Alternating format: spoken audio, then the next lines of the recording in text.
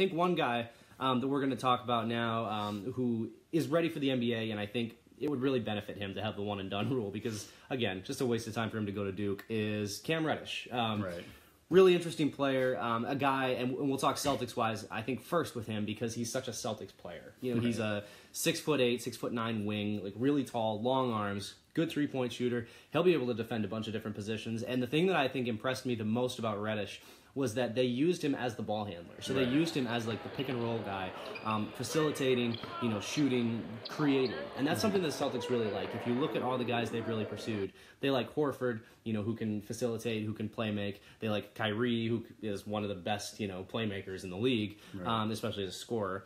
And, you know, Gordon Hayward, you know, obviously these are stars, so they pursue the stars, but these are stars who can create for themselves and who can create for others and who can sort of, you know, make things happen that way. I think Reddish has a lot of that potential. He's gonna be able to shoot. He's gonna be able to pass. He's gonna be able to run the pick and roll. You know, he's an interesting player.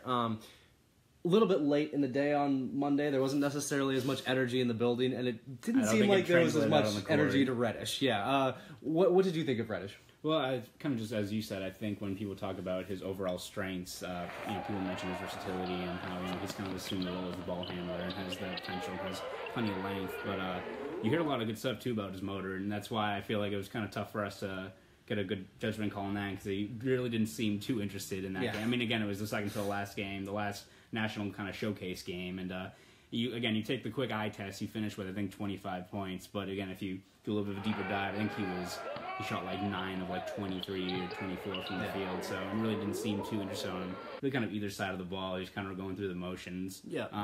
But again, looking beyond the stats, though, you can just kind of see the potential there and how he can kind of be such a mismatch guy who, again, if he has the right motor and plays hard, he can kind of, you know, cause havoc for a whole bunch of different positions, guarding the ball, and he, you know, just creates so many mismatch problems just with his overall size. And you said, you know, he had a pretty good shot as well, which, again, if you can shoot the ball and you have all those other tools, I think there's a place for you in the NBA. I think you got, you know, everything's checked off, so.